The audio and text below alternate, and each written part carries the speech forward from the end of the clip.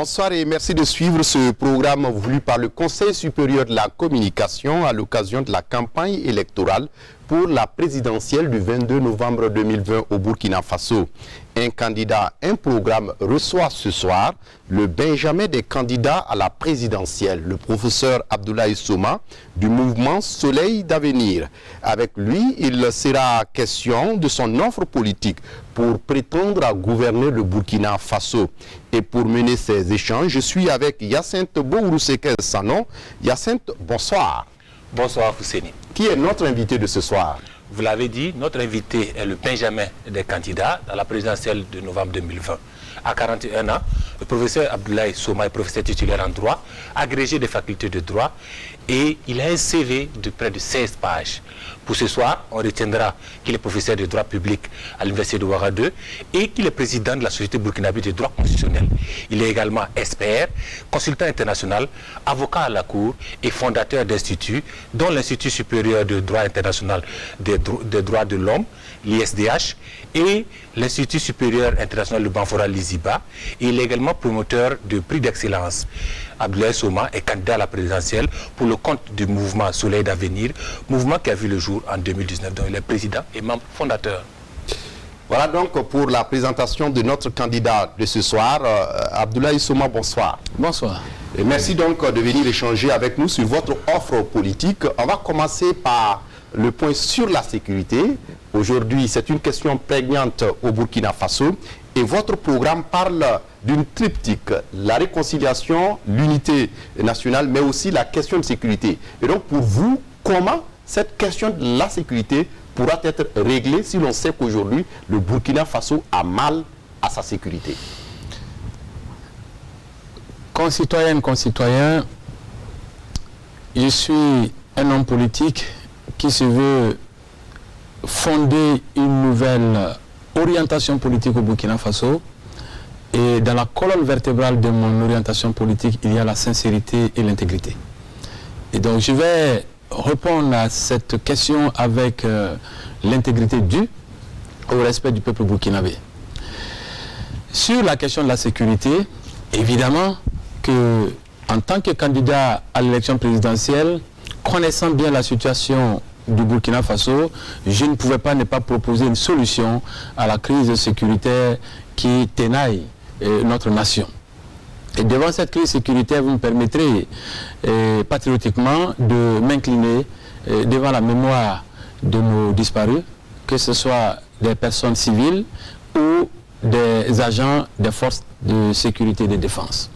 Je dois aussi exprimer ma compassion à l'égard des familles éplorées et des familles et des victimes en souffrance aujourd'hui. Prenant la mesure de toute la souffrance de la nation burkinabé due à cette insécurité, j'ai profondément examiné la situation et j'ai abouti à la conclusion qu'il faut déclencher deux types de mesures pour régler cette question d'insécurité. On est parti du diagnostic que notre insécurité émane en grande partie de nos frustrations politiques, de nos sentiments de discrimination, parfois d'humiliation, de marginalisation, de communautés au Burkina Faso ou de catégories sociales. Mais elle émane en grande partie aussi des inimitiés qui marquent la classe politique qui est restée aux affaires depuis ces 40 dernières années. J'ai suivi avec beaucoup d'intérêt le chef de l'État actuel qui a également fait le même diagnostic en disant que pour lui, la situation d'insécurité, la situation de pauvreté, les difficultés que nous vivons aujourd'hui sont dues au fait de lui, ses ennemis, qui entretiennent un certain nombre de connexions avec les forces du mal. Ce qui est venu valider également l'analyse que j'ai faite. Alors s'il en est ainsi, ça veut dire que pour régler sincèrement la question de l'insécurité, il faut la régler par ses racines. Et ces racines, ce sont les inimitiés dans la classe politique d'abord et nos sentiments de frustration et de marginalisation. C'est pourquoi trois choses. Premièrement, mon profil. Mon profil est une des solutions à la crise sécuritaire. Si on parle de ce que la crise sécuritaire est une manifestation des inimitiés de la classe politique qui est restée aux affaires ces 40 dernières années, on a la sagesse africaine que nos parents nous ont appris, que lorsque deux acteurs, deux entités, deux personnes sont en conflit, en bagarre, il faut trouver une entité extérieure, une personne neutre, qui n'est pas dans la bagarre, pour séparer, apaiser et réconcilier. Appliquant donc cette sagesse africaine, j'ai considéré que les acteurs qui sont en bagarre, dont les inimitiés se manifestent dans la gestion de l'État et qui entraînent cette insécurité, sont les acteurs de la classe politique qui sont restés aux affaires ces 40 dernières années. C'est-à-dire la majorité des candidats à l'élection présidentielle. Et qu'alors, il faut un homme politique neuf, un homme politique d'une génération extérieure à la génération en conflit, à la génération à problème, pour récupérer le pouvoir politique d'État. Ma candidature vient de là, comme la solution. Je suis de cette génération... Donc, vous posez le postulat dès maintenant que vous allez négocier avec ces groupes qui nous attaquent. Je dis, je suis du profil, je suis d'une nouvelle génération politique et c'est quelqu'un d'une nouvelle génération politique qui a le profil qui peut séparer des gens en conflit. Donc, rien que par mon profil, je suis parmi la solution à cette crise sécuritaire. Ça, c'est le premier volet de la crise sécuritaire. Vous postulat que la crise sécuritaire vient de toutes ces personnes-là qui ont géré le pays pendant 40 ans. Je l'ai examiné moi-même. Je l'ai dit dans le manifeste. Et j'ai suivi le chef de l'État qui l'a dit dans ses discours après que je l'ai dit dans le manifeste. Donc, je valide cette situation-là, qu'une partie de notre crise sécuritaire est alimentée par les inimitiés politiques qui ont été construites dans la gestion de l'État ces 40 dernières années et donc par les acteurs qui sont actuellement en place. Et pour répondre à ça, il faut un acteur qui est extérieur à ces acteurs, donc qui est nouveau comme moi, pour pouvoir offrir la solution. C'est pourquoi je suis candidat et mon profil est tout à fait adapté à cette situation. La deuxième, c'est la réconciliation. La réconciliation nationale. Vous savez très bien que lorsqu'une personne est impliquée dans une bagarre, vous ne pouvez pas utiliser cette personne pour régler la bagarre. Donc, tous ceux qui sont de la classe politique ancienne, ces 30 ou 40 dernières années, ne peuvent plus être la solution à la réconciliation sincère au Burkina Faso. Alors que je peux l'être. Vous avez vu? Lorsqu'il était paru nécessaire au peuple burkinabé de faire le pardon et la réconciliation, Blaise Compaoré, l'ancien président de la République, a engagé le pardon.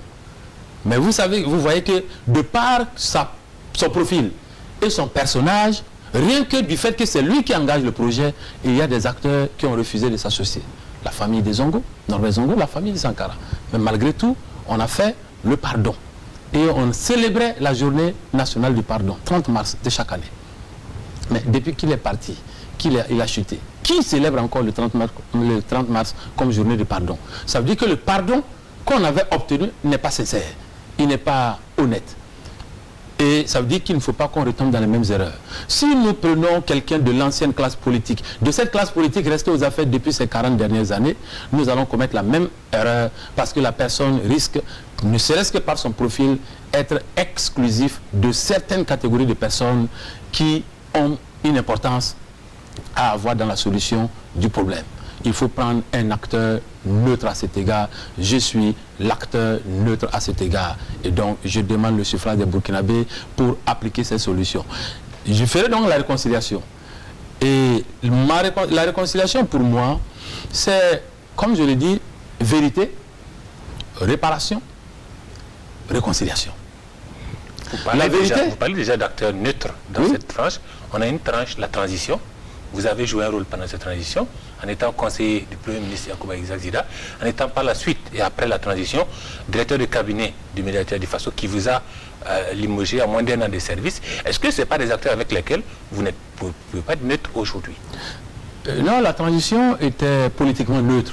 Parce qu'il ne s'agit pas d'un parti politique. Yacouba Zida est votre adversaire à la présidentielle aujourd'hui. Oui, mais je vous ai parlé de la transition. Oui. La transition était politiquement neutre. Il ne s'agissait pas du pouvoir récupéré par un parti politique ou par une coalition de partis politiques. La nation s'est retrouvée dans une situation difficile où on a appelé les fils et filles de la nation à venir contribuer en leurs compétences. J'ai été appelé en tant que constitutionnaliste. et ce statut est confirmé. Et je suis arrivé sur la table de la transition en tant que technicien constitutionnaliste. Et ma contribution a été constitutionnelle. Et donc, il fallait que chacun apporte sa pierre à l'édifice national pour qu'on puisse s'en sortir de cette situation. Et c'est ce que j'ai fait. Donc là, il n'y a pas du tout de coloration partisane. Lorsqu'après, Madame le médiateur a été nommée, elle m'a fait appeler. On ne se connaît pas, on n'a pas de relation particulière. Elle m'a fait appeler en disant qu'elle a été nommée, qu'elle a besoin de quelqu'un de haut niveau pour gérer un certain nombre de dossiers qui devraient être sensibles compte tenu de l'insurrection, du coup d'État manqué, de la transition. Il y a un certain nombre de dossiers qui allaient revenir au niveau du médiateur qu'il faut quelqu'un de haut niveau et que la nation avait besoin de moi. Et j'ai répondu en disant que compte tenu de l'invocation de la nation, et je l'ai même publié sur ma page Facebook, ça a été largement commenté, que si pour servir la nation, pour que cette nation burkinabé reste debout, reste honorée, il me faut creuser des puits, je vais le faire.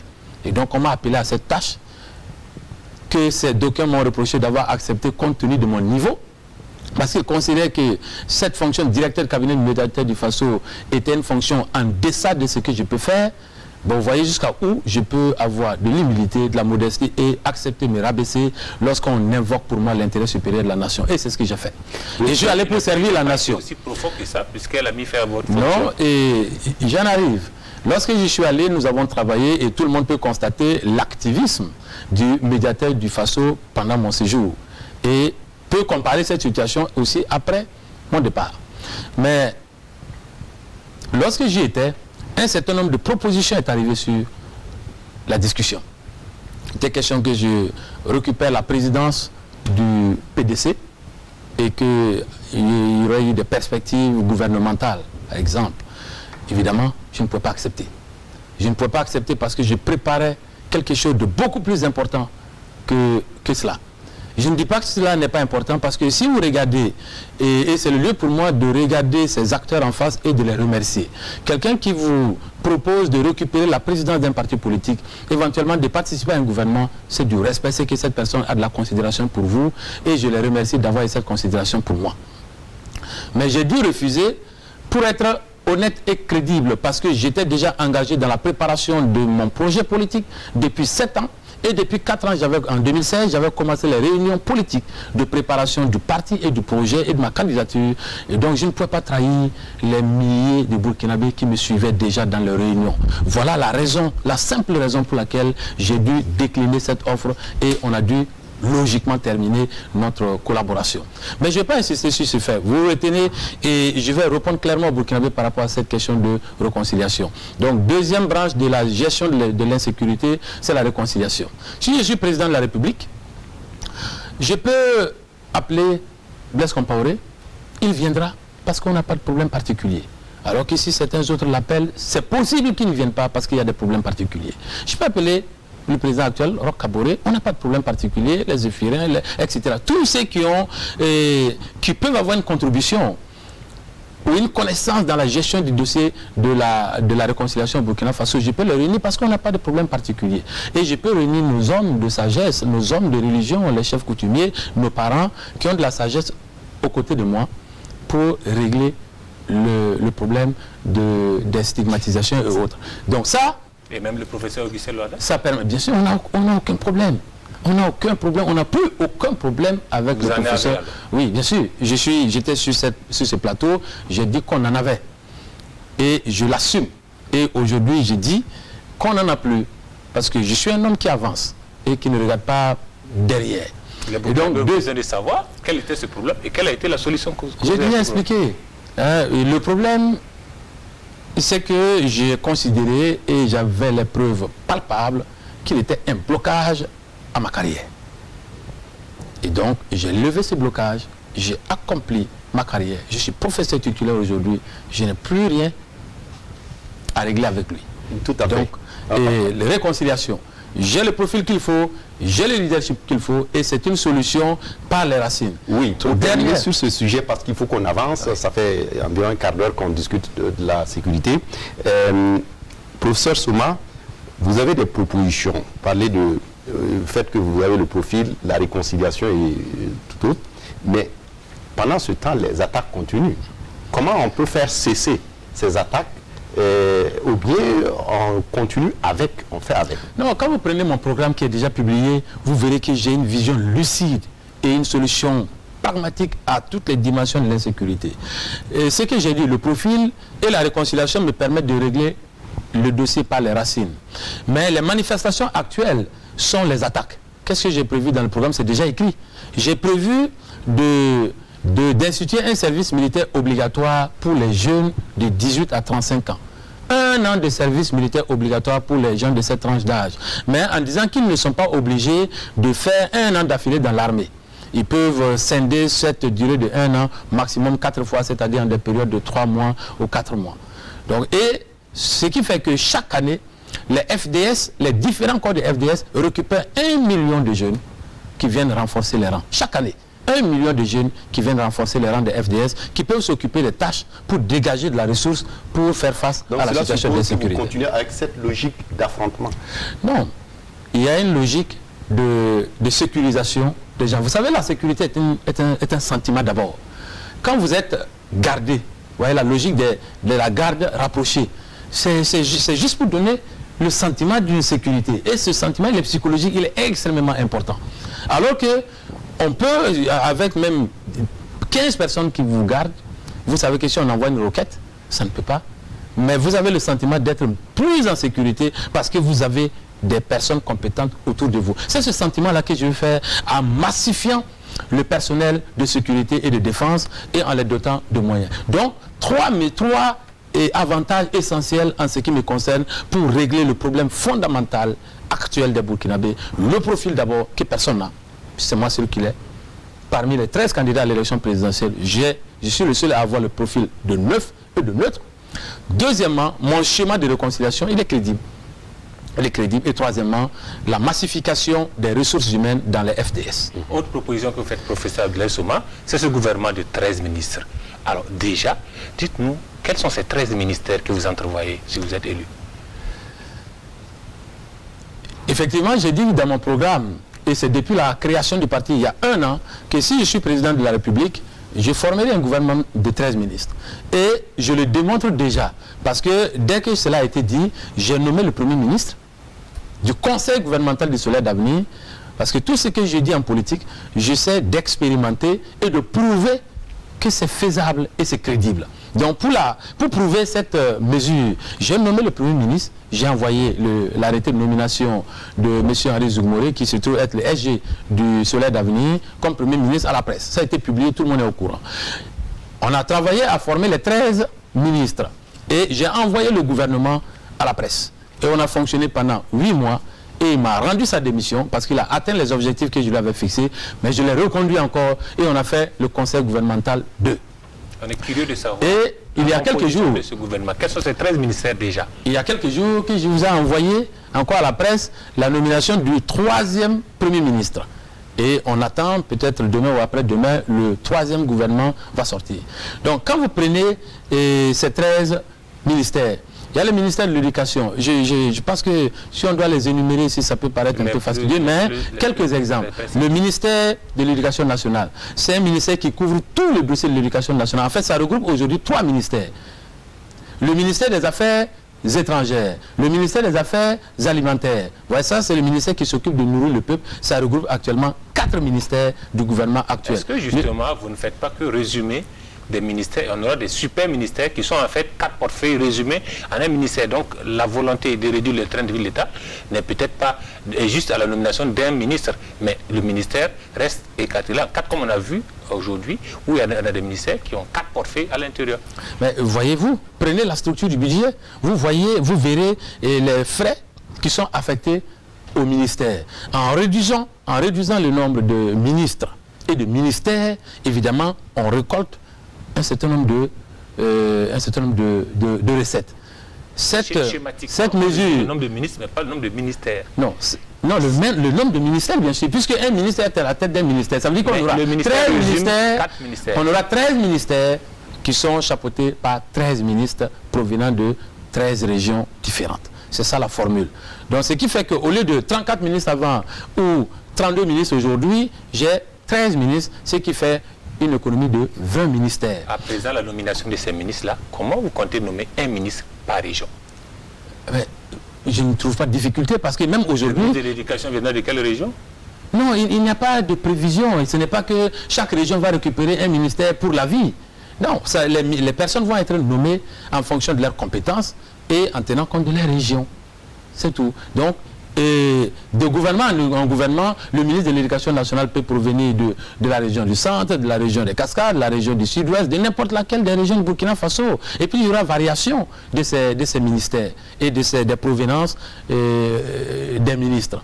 En fait, une ethnisation de ces postes politiques-là, on va vers une régionalisation, même une ethnisation. Alors, je vais vous donner l'avantage de ce gouvernement resserré à 13 ministres. D'abord, j'ai parlé de l'aspect économie d'argent.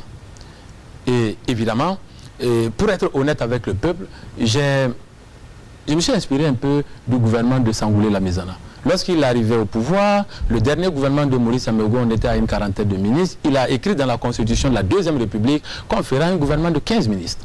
Donc ce que je veux faire aujourd'hui a déjà été fait. Il a fait 15 ministres. Aujourd'hui, moi, je propose 13 ministres, juste parce que ça a un sens. On a 13 régions. Mais quand il a fait les 13 ministres, l'argent, l'économie qu'il a récupéré, l'argent, les ressources qu'il a récupérées, il les a injectées. Comme je vais le faire, je vais injecter ces économies dans le riz, le pain, le savon, l'huile, en tout cas, tout ce que les Burkinabés utilisent pour vivre tous les jours, pour baisser le prix des denrées alimentaires de base et des services quotidiens des Burkinabés, ce qui va alléger le coût de la vie. C'est l'objectif premier de ce gouvernement resserré à 13 ministres qui a démontré déjà son efficacité lors de la Deuxième et de la Troisième République au Burkina Faso. C'est dire que ce qui a déjà marché au Burkina Faso, connaissant l'histoire politique et constitutionnelle du Burkina Faso, je l'exploite. Et vous savez très bien... Elle va te dire compte dans la nomination de ces 13 ministres. Exactement. Deuxième avantage, c'est l'équilibre régional. J'assume le fait que le Burkina Faso a été divisé en régions pour que chaque région regroupe des catégories de Burkinabés. Lorsqu'il en est ainsi, et que vous nommez un gouvernement, et ce gouvernement ne comporte pas des ressortissants d'une région, comme le gouvernement actuel de Roch-Kaboré, quand vous le regardez, 32 ministres, vous avez des régions qui ont 3 ministres, des régions qui ont 7, des régions qui ont 1, des régions qui ont 0 ministre. Si moi je suis d'une région à 7 ministres, évidemment je suis content. Quand je tourne un peu, je peux trouver un ministre qui peut porter mon dossier. Quand les ministres de la région vont évidemment apporter les problèmes de la région sur la table du Conseil des ministres. Soyons honnêtes. Non, je termine. Nous sommes républicains. Je termine. Moi je suis plus républicain et je suis aussi peut-être plus républicain que vous. On a le même sentiment de la République, mais j'explique. Et il faut que les Burkinabés suivent la ligne de mon raisonnement pour comprendre. Ils amènent les problèmes de leur région, pas parce qu'ils sont malhonnêtes ou parce qu'ils sont régionalistes, non, parce que ce sont ces réalités-là qu'ils connaissent le mieux. Et donc ils amènent... qu'on ne peut pas résumer une région à une seule ethnie aussi aujourd'hui au Burkina. Mais c'est vous qui avez parlé d'ethnie. Moi, je ne parle même pas d'ethnie, je parle de région. Et vous savez que dans une région, il n'y a pas une seule ethnie. Il n'y a pas une seule ethnie. Toutes les communautés à l'intérieur d'une région avec la nomination d'un seul homme. Puisque ça revient à la même problématique. Est-ce qu'aujourd'hui, toutes les communautés ethniques sont représentées dans le gouvernement? Je ne suis pas dans des affaires d'ethnie. Mais ce n'est pas la même base de nomination. Je suis dans des questions d'équilibre géographique. Parce que les régions, ce n'est pas le professeur Souma qui les a taillées. Les régions ont été déterminées pour représenter des catégories de Burkinabés. Si on forme le gouvernement et qu'il n'y a pas quelqu'un d'une région, ça veut dire que cette partie du Burkina Faso est exclue. C'est ça la réalité. Et je ne veux pas que, quand je suis président de la République, un Burkinabé, compte tenu de là où il se trouve, qu'il se sente exclu dans la gestion du pays. C'est la réponse par cette formule. Donc je fais provenir des ministres de chaque région. La base, c'est la zone géographique, pour que le pays et le Conseil des ministres représentent des zones géographiques. En sorte que, quand on pose une question, par exemple, je veux réparer les routes du pays, chaque ministre, connaissant mieux sa région que toute autre personne, va retourner dans sa région qu'il connaît le mieux, recenser ce qu'il y a comme route gâtée, par exemple, c'est un exemple, et ces routes vont se retrouver sur la table du Conseil des ministres. Et comme ça, on peut réparer les routes de chaque région et le pays aura avancé d'un pas. Alors que s'il n'en est pas ainsi, comme il en est, c'est le cas aujourd'hui, quand on prend le développement du pays, je suis sincère, ce développement est déséquilibré. Il y a des zones, j'ai parcouru tout le pays en pré-campagne. J'ai eu et confirmé le sentiment que dans certaines zones géographiques du pays, les gens se sentent abandonnés, ils se sentent discriminés, ils se sentent marginalisés. J'ai ce sentiment et je leur donne raison. C'est simplement, j'ai un projet pour répondre à cela. Comment il ne faut pas la parité si ces 13 ministres-là, jeunes, femmes, moins de 35 ans, plus de 35 ans, à 13 ministres? Il faut simplement regarder faire. Je suis quelqu'un qui amène quelque chose de neuf. Donc quand je fais une proposition, il faut juste essayer de comprendre comment ça se fait. Et puis d'ailleurs, actuellement, je démontre déjà cela. J'ai un gouvernement à 13 ministres qui est déjà publié depuis 1 an. Prenez le gouvernement 13 ministres qui est publié, vous verrez l'équilibre. Vous verrez que l'équilibre homme-femme est respecté, l'équilibre jeune-adulte est respecté. Ce que je dis, en fait, je le fais déjà. Et je le fais déjà dans la difficulté. Parce que si en tant que chef de parti politique, j'arrive à former un gouvernement de 13 ministres et je préside un conseil de ministres toutes les 2 semaines, ce n'est pas quand j'ai pris le pays que ça va être compliqué. Parce que c'est beaucoup plus difficile de le faire au sein d'un parti politique que de le faire à l'échelle nationale. Mais je vous dis, cette formule à 13 ministres va nous apporter des bénéfices politiques incommensurables. Parce que ça va donner le sentiment à chacun qu'il est dedans et qu'il est dans la gestion de l'État de la même manière que les autres. Parce que figurez-vous, les régions qui ont 3 ministres dans le gouvernement actuel en veulent, ne sont pas contentes. Parce qu'il y en a des régions voisines qui ont 7 ministres. N'en parlons même pas des régions qui ont 0 ministre. Les gens sont frustrés. Et pour moi, homme politique intègre, il n'y a pas de questions taboues. Qu'il s'agisse des questions religieuses, des questions ethniques, des questions régionales, je les aborde avec sincérité et personne ne peut m'empêcher d'en parler. Parce que tant qu'on ne sera pas honnête dans ce pays-là, ce pays ne va pas se développer de façon équilibrée. Il y a des zones géographiques qui sont abandonnées dans la gestion de la République. Il faut que dans ma gouvernance, je puisse récupérer cette erreur. Oui, professeur, on va évoluer. Et vous parlez également dans votre programme de bourse à tous les élèves étudiants du CP1 au doctorat. Et si on sait que la bourse a vocation à aider les parents, et souvent les parents indigents, et puis quand on sait également que le budget de l'éducation n'est pas élastique, il est très connu, on voit mal comment cette mesure peut prospérer. Est-ce que vous ne faites pas de la démagogie? Effectivement, je confirme ici que quand vous lisez mon programme, j'ai établi que si je suis président de la République, je donnerai une bourse à tous les élèves et étudiants du CP1 au doctorat. Et j'ai expliqué amplement, aussi bien dans le programme que dans la presse, comment je vais faire cette mesure de bourse. La bourse, ce n'est pas pour créer de la richesse pour les gens. C'est simplement une petite aide aux parents et aux élèves et étudiants. Et la bourse consiste en quoi? C'est une somme de 1000 francs par mois à chaque enfant de CP1 pendant 10 mois d'école. Quand l'enfant réussit à passer au CP2, on ajoute 1000 francs, ça devient 2000 francs par mois pour chaque enfant de CP2 pendant 10 mois d'école. On ajoute ainsi 1000 francs par année de passage jusqu'en terminale. Donc par exemple, la 6e c'est 7000 francs, la 3e c'est 10 000 francs par mois par élève pendant 10 mois et la terminale c'est 13 000 francs par mois par élève pendant 10 mois. À l'université, je commence à 20 000 francs et j'ajoute 5 000 francs par niveau de passage. La question de Fousseni, et donc, tous les élèves, tous les Burkinabés n'ont pas besoin de bourse.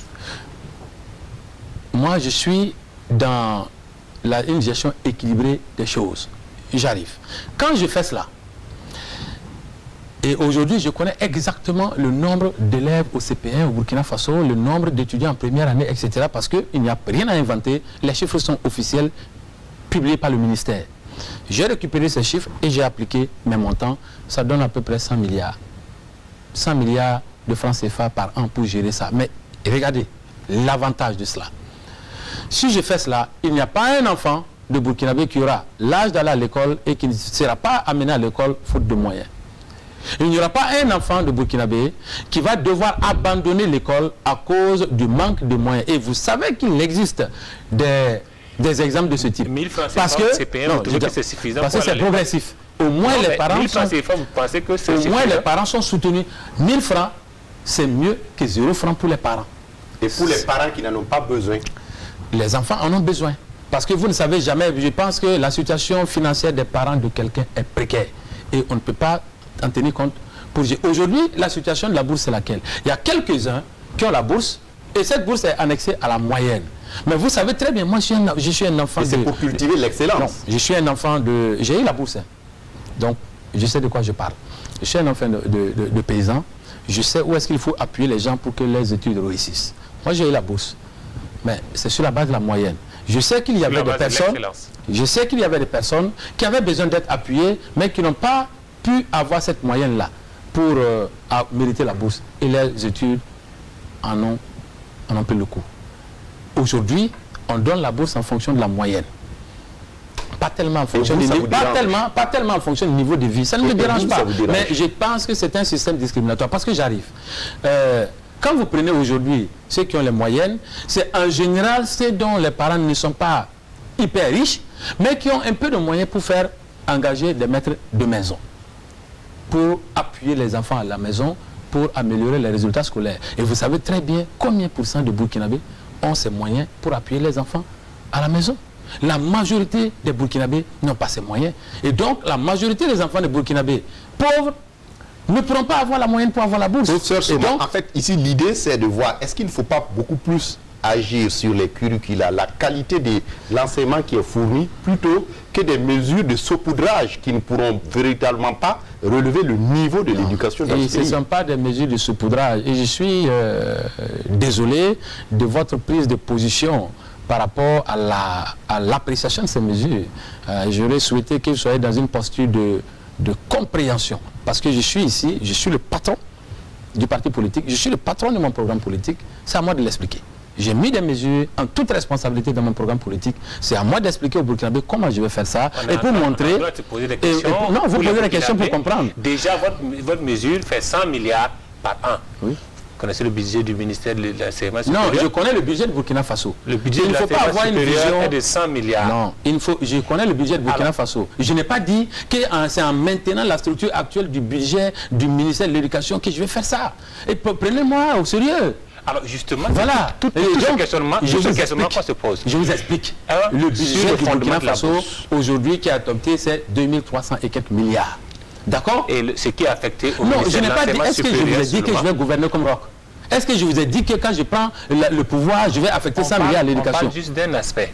Non. De l'aspect de bourse qui est affilié à un secteur, à un ministère donné. Mais le budget du ministère n'est pas figé, il dépend de la vision politique. C'est en cela qu'on veut comprendre. Et donc ma vision politique n'amène pas à donner au ministère de l'Éducation seulement 100 milliards par an, parce que pour moi, l'éducation est extrêmement importante. Donc, j'ai une vision globale du budget.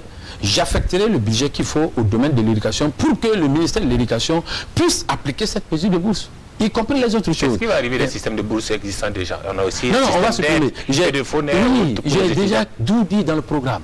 Tout est clair. J'ai dit, ce système ne vient pas se dédoubler avec le système de bourse à quelques-uns, de prêts fournis à quelques autres et d'aide à quelques-uns. On va supprimer ce système et faire la bourse qui aide tout le monde par mois. Voilà ce qu'on va faire. Et donc, quand je parle d'une mesure, j'explique comment je peux faire ça et j'explique où est-ce que je vais sortir les ressources pour faire ça. Je suis un homme complet. Même si je veux faire quelque chose et que je ne peux pas trouver les ressources pour faire cette chose, je ne vais pas l'annoncer au public. Tout ce que j'ai mis dans mon programme, j'ai expliqué amplement dans le programme comment je vais faire cela, où est-ce que je vais trouver les ressources pour faire cela. Et donc, un budget, c'est une masse. L'orientation et l'affectation d'un budget dépend d'une vision politique. Et ma vision politique, elle est claire. En tout cas, en matière d'éducation, je donne la priorité à ce qui permettra à un enfant de pauvre de rentrer au CP1 et de ne jamais arrêter ses études tant qu'il a l'ambition de continuer et la capacité intellectuelle à continuer. Parce que c'est frustrant de devoir arrêter les études avant. Et imaginez une famille aujourd'hui qui a 3 enfants à l'école. Un au CP1, un en 6e et un en terminale. CP1, 1000 francs par mois, 6e, 7000 francs par mois, ça fait 8000 francs, et terminale, 13 000 francs par mois, ça fait 21 000 francs. Celui qui parle de saupoudrage, une famille burkinabé que nous connaissons, parce qu'on connaît la réalité au Burkina Faso, une famille de ce type, qui reçoit mensuellement 21 000 francs, provenant des élèves. Imaginez ce que ça représente. Moi, j'ai parcouru ce pays. Je sais qu'il y a des familles dans lesquelles même la popote mensuelle... C'est représentatif de la qualité de l'enseignement que les enfants, les 3 enfants mais ça, c'est autre chose. C'est de ça qu'on parle. Vous mélangez les problèmes. Ici, ce n'est pas pour gérer la qualité. Pour la qualité de l'enseignement, il y a autre mesure. Donc, la bourse n'est pas faite pour gérer la qualité. La bourse est faite pour gérer d'abord la scolarité. La qualité de l'enseignement, regardez autre chose. La qualité de l'enseignement, par exemple, j'ai prévu... La scolarité, éclairez-nous, c'est quoi exactement vous mettez dans la scolarité? Non. Et entendons-nous bien. Avoir 13 000 francs par mois en terminale, c'est nettement mieux que n'avoir rien du tout par mois en terminale. Au moins, c'est clair. Je n'ai pas dit que le Burkina Faso va rendre tous les élèves riches. Non, j'ai dit, quand je suis président, le Burkina Faso, la nation va aider. C'est de l'aide. Et est-ce que cette aide est concrète ou pas? On reçoit les 13 000 francs ou pas? Le mécanisme de contrôle, de suivi pour qu'on ait une traçabilité de cette aide qui va être faite. Et le Burkina Faso paye des salaires aujourd'hui, c'est tracé. Je ne vois même pas le problème en cela. On parle de 5 millions d'élèves. Mais où est le problème? Est-ce qu'un mécanisme dépend de la masse des personnes? Oui. Qui utilisent? Non. Oui. Aujourd'hui, pour qu'il soit efficient, il faut un mécanisme qui réponde à cette masse-là. Eh bien, le mécanisme qui permet de tracer les salaires fonctionnaires, c'est ce même mécanisme qui serait... Parce qu'on n'a pas 5 millions. Qu'est-ce que vous en savez? Qu'est-ce que vous en savez? Qu'est-ce que vous en savez? Le nombre de fonctionnaires est connu. Mais bien sûr, le nombre d'élèves aussi est connu. C'est pour ça que vous dites le même je n'ai aucun problème, à faire... Non, si le souci c'est de voir comment on contrôle que les élèves ont reçu l'argent et que c'est dépassé... Je ne vois pas de problème. Aujourd'hui, les gens qui reçoivent la bourse et le prêt fournaire et l'aide, ils sont combien de millions? Voilà. Ils ne sont pas des millions.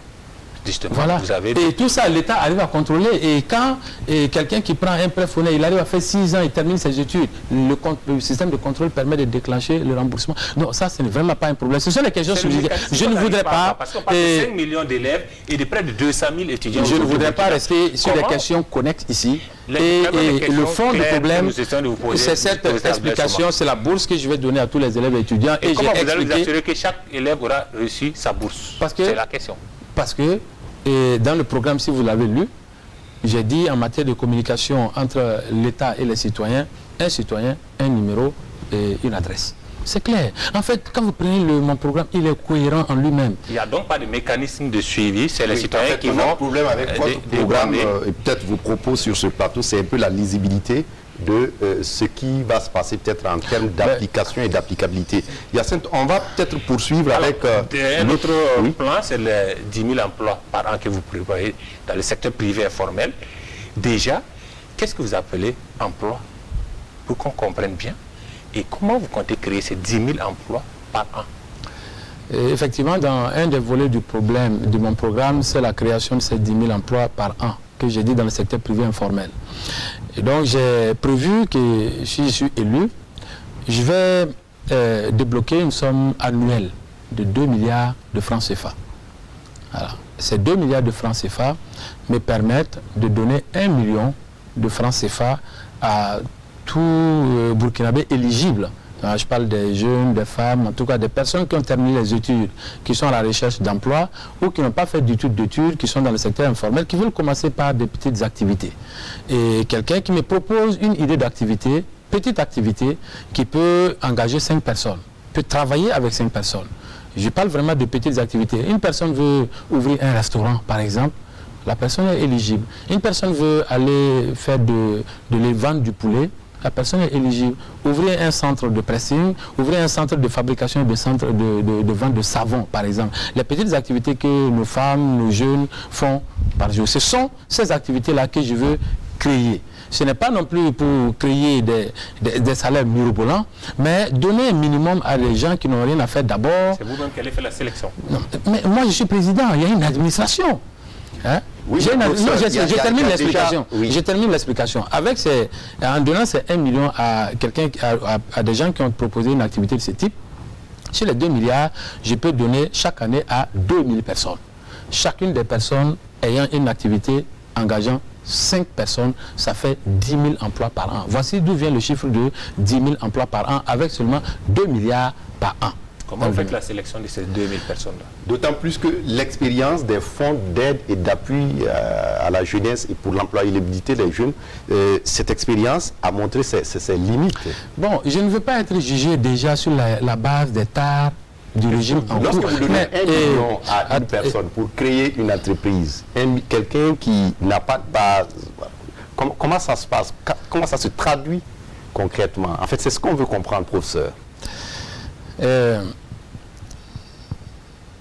Je vais demander pardon au peuple, mais je souhaite que quand je parle, il y a des millions de Burkinabés qui m'écoutent et qui veulent avoir la profondeur de ce que je dis pour pouvoir choisir le 22 novembre.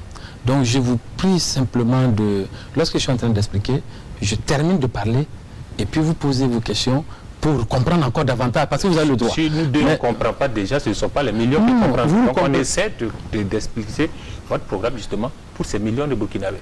Alors, revenons nous sommes à 40 à ces emplois. Voilà, donc il nous reste 20 minutes. Donc Si la on sélection doit de ces rester 2000 dans ça, personnes-là. on ne va pas s'en sortir. Vous voyez que quand vous parlez, moi je me tais. Et je vous écoute. Quand je parle, je souhaiterais être écouté jusqu'à la fin. Parce que si l'idée n'est pas terminée, les gens ne peuvent pas comprendre. Voilà. La sélection de ces 2000 personnes, professeur, comment vous comptez la faire? Les 2000 personnes vont déposer leurs dossiers dans une administration publique, l'administration qui s'occupe de l'emploi. Et il y aura une équipe de l'administration publique, ce n'est pas la présidence qui va gérer ça, qui va sélectionner les projets. Comme j'ai dit, quelqu'un a ficelé un projet de création d'un restaurant. Voilà, et qui dit, dans ce restaurant, je vais faire travailler 5 personnes, il y a une personne qui va préparer, l'autre va faire le nettoyage, etc. Une autre personne va faire le service, on a les 5 personnes. On va donner à cette personne-là, pour cette activité, les 1 million, avec les instruments nécessaires de garantir l'investissement et de contrôle.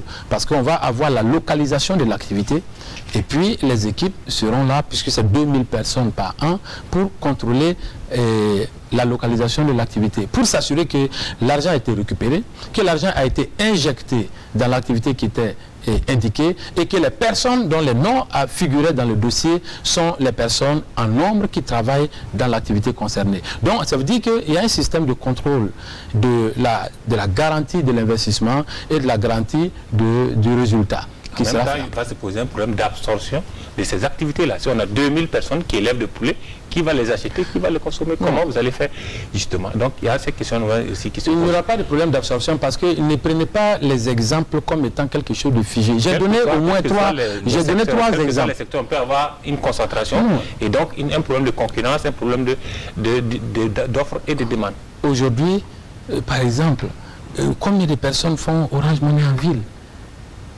Combien de personnes font un restaurant en ville? Combien de personnes? Oui, justement. Donc je n'ai jamais appuyé des gens qui vont aller faire encore Orange Money, qui vont aller faire encore. Et c'est pour ça que je pose la question, comment vous allez vous assurer que les emplois qui vont être créés, les activités qui vont être créées vont être absorbées, vont pouvoir générer des revenus? Je l'assure par les offres qui sont faites. Moi, je me suis promené dans le pays. Il y a de l'espace pour créer encore des restaurants. Il y a de l'espace pour créer encore des centres d'élevage de poulets. Il y a de l'espace pour faire les petites activités que nous connaissons. Donc vous avez des niches dans lesquelles vous allez pouvoir orienter ces gens. Honnêtement, je laisse libre cours au génie des gens. C'est-à-dire que c'est quelqu'un qui prévoit, qui vient proposer son activité en rentrant dans les conditions de l'État, et l'État l'accompagne. L'État n'a pas un certain nombre d'activités et les acteurs, les Burkinabés vont venir piocher. Non, chacun va inventer son activité, venir convaincre le comité qui est en place que cette activité peut engager 5 personnes et cette activité peut être mise en place rapidement. Et il y a un comité technique qui sera là pour valider et suivre. Donc, pour moi, il n'y a pas de difficulté en cela. Le comité va également s'assurer que ces propositions ne rentrent pas dans la droite ligne d'un champ, une province, un champ public, une province que vous prévoyez.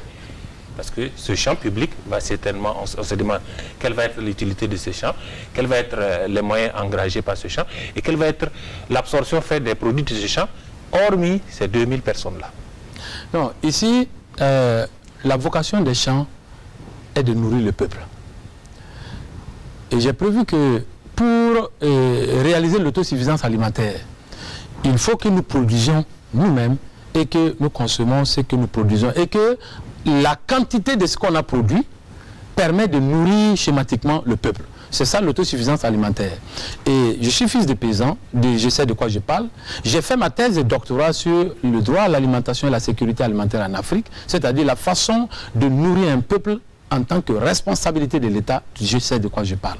Et donc, je ferai en sorte qu'il y ait dans chaque province un champ d'État. Et ce champ aura pour vocation de produire une denrée alimentaire de base que les Burkinabés consomment, notamment le riz, le maïs, les choses qu'on consomme tous les jours fréquemment. Quelle est la superficie de ce champ? Qui va y travailler? Comme je l'ai dit, et je l'ai dit dans le programme, la superficie va être déterminée en fonction du volume de la production qui est envisagé. Vous savez qu'il n'y a pas 45 denrées alimentaires de base. Ça veut dire qu'on pourra trouver 2, 3, 4, 5 provinces pour produire du riz, en calculant en ce que la production cumulée de riz de ces 5 provinces permette d'atteindre le niveau de production de riz national. Donc ce qui fera qu'on aura atteint l'autosuffisance alimentaire en matière de riz. On prend le maïs, on fait la même chose. On prend les arachides, on fait la même chose. Et on aura... vous savez, on avait ces champs lors de l'exercice du pouvoir par Sankara. Et donc, je vais revenir à cette idée. Et j'ai établi dans le programme que ce champ sera travaillé déjà par la jeunesse, en tout cas ceux qui auront besoin de travail, parce que ça va être saisonnier. Et je viens de Banfora, je sais comment on cultive la canne à sucre, comment on utilise la main-d'œuvre locale ou même nationale pour faire travailler dans les champs de canne à sucre. Ce ne serait pas un système différent. Mais j'ai aussi prévu que les prisonniers puissent être utilisés comme main-d'œuvre dans ces champs.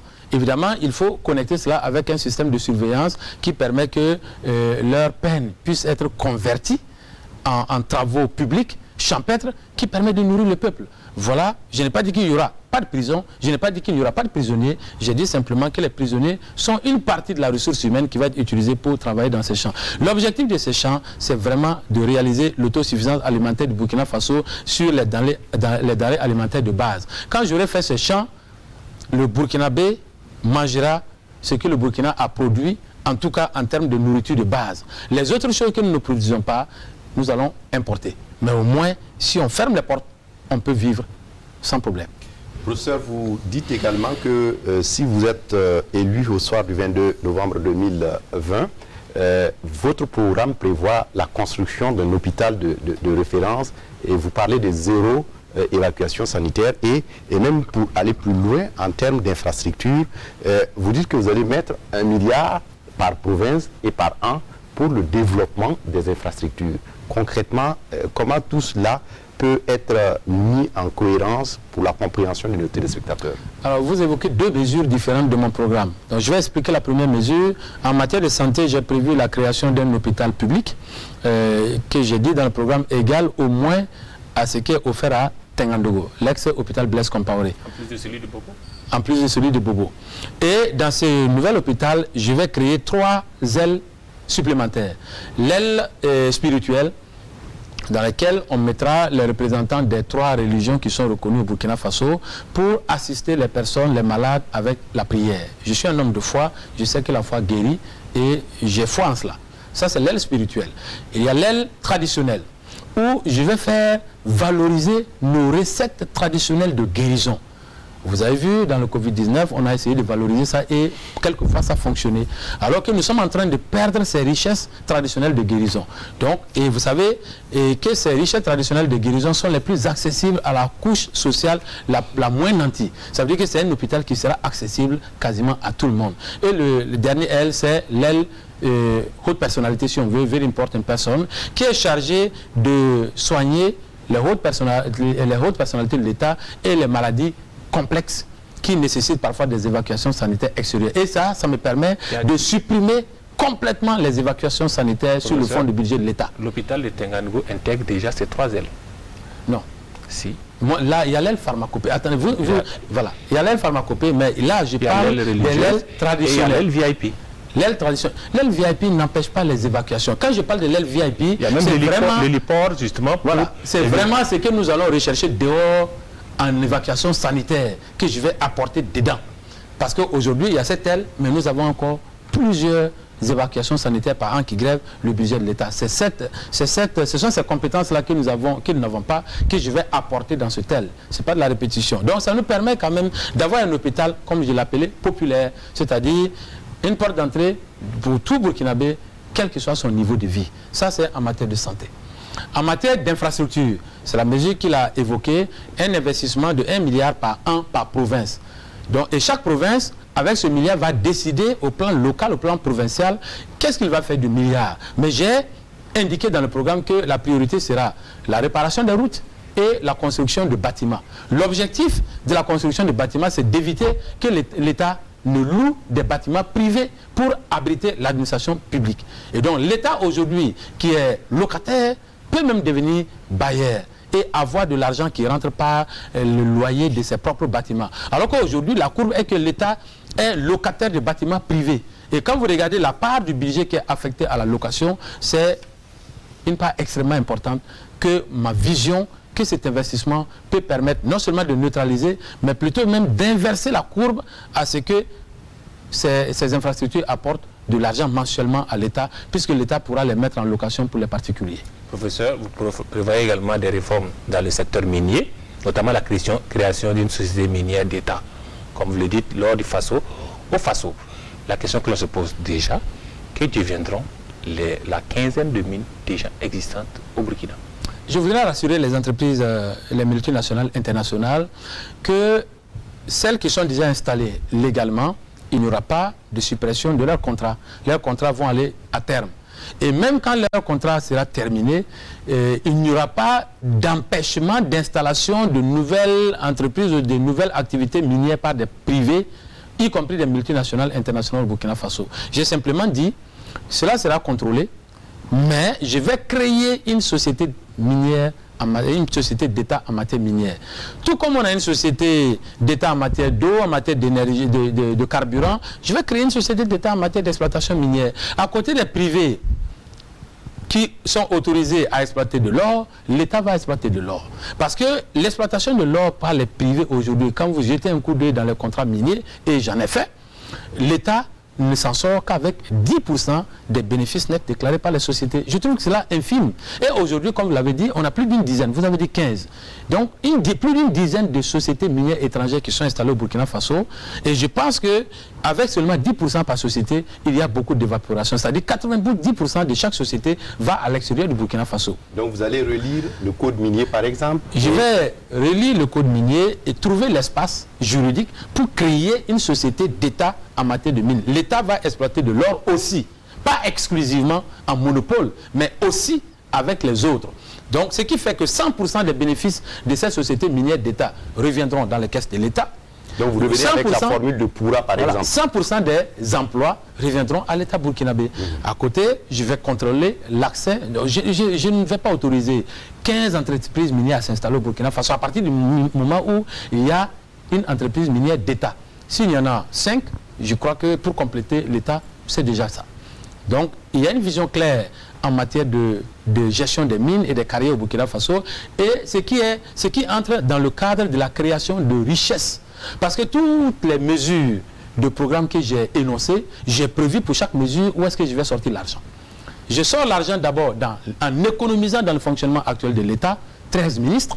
Je sors de l'argent en créant de la richesse, création de l'entreprise minière d'État pour exploiter de l'or, 100% pour les caisses de l'État. Et une autre mesure de création de richesse, c'est le Fonds monétaire burkinabé.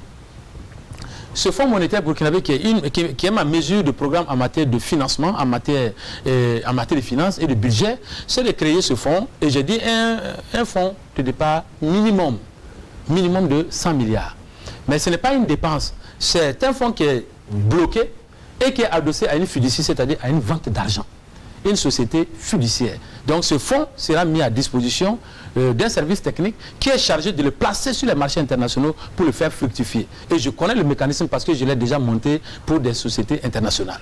Et ça produit. Et donc ce qui fait que le budget du Burkina Faso, chaque année, sera connecté au profit consolidé de ce fonds. Ce qui fait qu'on n'aura pas besoin d'apport extérieur pour le budget de roulement.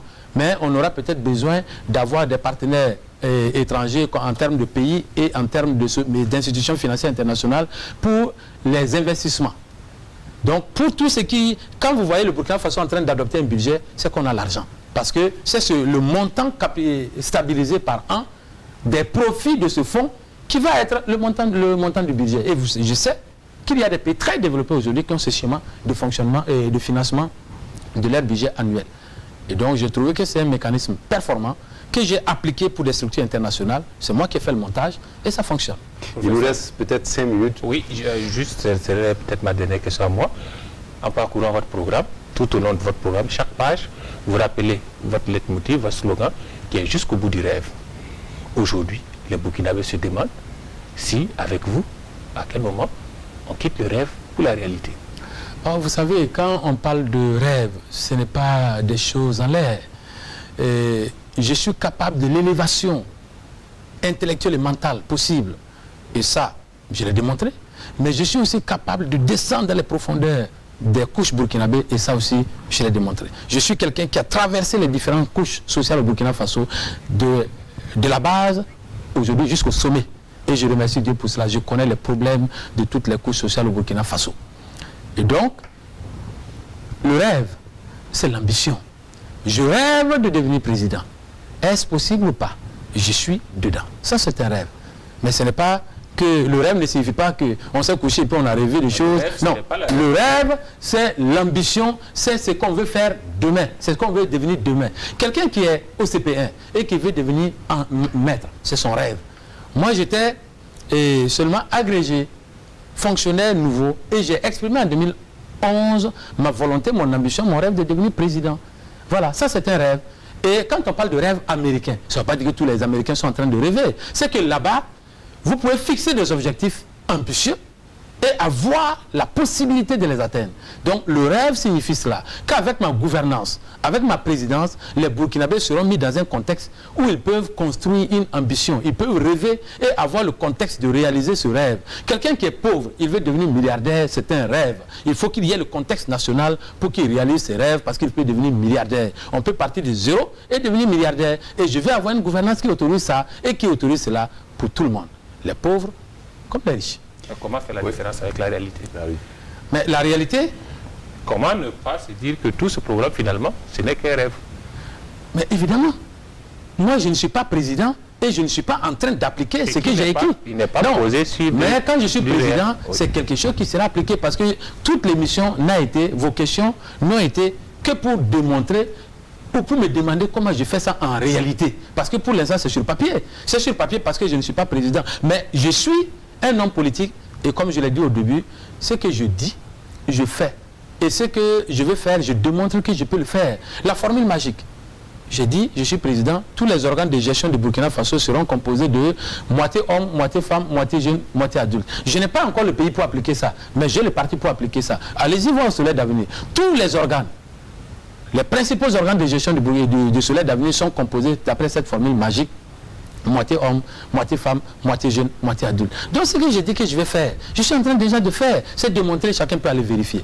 J'ai dit que si je suis président de la République, je nommerai un gouvernement de 13 ministres. J'ai créé aujourd'hui, je n'ai pas encore le pouvoir pour faire le gouvernement du Burkina Faso à 13 ministres, mais j'ai le pouvoir au sein du Soleil d'Avenir. J'ai fait un organe qui s'appelle le Conseil gouvernemental qui a l'image de ce gouvernement de 13 ministres. J'ai nommé le Premier ministre, j'ai nommé les 13 ministres, tout ça a été publié et je préside des conseils de ministres toutes les 2 semaines. C'est démontré. J'ai dit que si je suis président du Burkina Faso, je ferai la bourse à tous les élèves et étudiants du Burkina Faso. Je ne suis pas encore président, donc je ne peux pas appliquer cela, parce que ce n'est pas mon argent que je vais prendre pour faire. Mais je démontre déjà par mon action, par mon activité, que je peux le faire. Il y a plusieurs fois, vous avez publié ici le PESAC, le prix pour l'excellence sportive, scolaire, culturelle et académique dans la région des Cascades. Chaque année, ça fait la 9e édition cette année, je donne de l'aide aux 10 meilleurs élèves du CP1 au Burkina Faso, 10 meilleurs CPD, 10 meilleurs CE1, 10 meilleurs de toutes les classes jusqu'à chacune des filières à l'université. Non, parce que je n'en ai pas l'argent, c'est l'argent privé. Donc ça, pour l'argent public, je peux. Mais pour l'argent privé, moi j'ai des moyens limités. Pourquoi vous ne partez pas, vous ne restez pas sur cette base d'excellence? Non, parce que l'État a des moyens infiniment plus grands que les miens. Donc, et moi je conçois l'État, chers compatriotes, je conçois l'État comme un instrument de démultiplication des bonnes capacités de quelqu'un. J'ai déjà démontré que j'ai de bonnes capacités, j'ai de bonnes volontés, parce que je le fais déjà avec mes fonds personnels. Si j'ai l'État, ça devient 1 million, 20 millions de fois mieux. Si je suis bien aujourd'hui, si je suis président, je deviens 20 millions de fois mieux. C'est ça qui est recherché. Le pouvoir pour moi n'est pas une fin en soi. C'est pourquoi je n'ai pas le stress de la réussite en politique. Et je remercie Dieu de m'avoir fait réussir ailleurs. Vous avez une stratégie de campagne bien particulière. On l'a vu cette première et je vais réussir par cette stratégie de campagne. Je dis vous n'avez pas fait de meeting non, pour moi, les meetings, je ne les interdis pas. J'en ai programmé peut-être 1 ou 2. Voilà. Mais ma stratégie de campagne n'est pas axée sur les meetings. Parce que les meetings, c'est de la dépense et c'est la distribution d'argent. moi, j'ai envie de gouverner ce pays honnêtement et intègrement. Regardez, je prends un exemple simple. Si je veux partager 1000 francs, pour que chaque Burkinabé ait 1000 francs pour voter pour moi, on prend un schéma, 20 millions de Burkinabés. Si chacun doit, c'est un schéma, c'est un exemple. 20 millions de Burkinabés, si chacun doit avoir 1000 francs, ça fait 20 milliards. Les 20 milliards, les militants n'ont pas ça pour me donner. Moi, je n'en ai pas pour investir, mais je peux avoir ça en prêt. On n'a pas 20 millions de Burkinabés inscrits sur les listes. C'est ce que j'ai dit. Je prends des exemples pour expliquer. D'accord. Je suis tout à fait conscient de ce que j'ai dit. Donc, je termine. Donc, quand j'ai ça, les 20 milliards, et je me fais élire, avec le salaire du président de la République, là, vous voulez que je rembourse les 20 milliards où? Il faut que je vole l'argent. Comme ne prévoyant pas de voler, je travaille déjà sur la route d'accès au pouvoir pour que cette route-là soit correcte. Vous avez vu, ça a été diffusé à la presse, que le président du Niger est venu réclamer 3 milliards au président de la République ici. A-t-il payé ou n'a-t-il pas payé? S'il a payé avec son salaire, il a sorti l'argent où? En dehors de nos caisses. C'est ce que je ne veux pas faire. Je vous regarde, comme on dit que l'émission est terminée, chers concitoyens et chers concitoyens, vous avez quelqu'un devant vous, je le professe, je le proclame, et c'est écrit, et ce sera fait. Je veux gouverner ce Burkina Faso honnêtement. Et c'est pourquoi ma stratégie de campagne, qui est la campagne de proximité, me permet de vous valoriser. D'aller chez vous, dans vos lieux d'habitation, dans vos lieux de causerie, dans vos lieux de travail, pour vous parler, pour vous présenter mon programme. Et de travailler pour avoir accès au pouvoir par une voie saine, ce qui me permettra de gérer le pays sainement. C'est mon vœu et c'est mon serment. Merci à vous, professeur Abdoulaye Soma, candidat à la présidentielle du 22 novembre 2020 au Burkina. Hyacinthe Bourousseke Sano, on va s'arrêter là pour ce programme Un candidat, un programme. Et à la prochaine, certainement, pour d'autres discussions. Merci, Foussé. Voilà, c'est tout pour un programme Un candidat. À la prochaine pour d'autres discussions. Au revoir.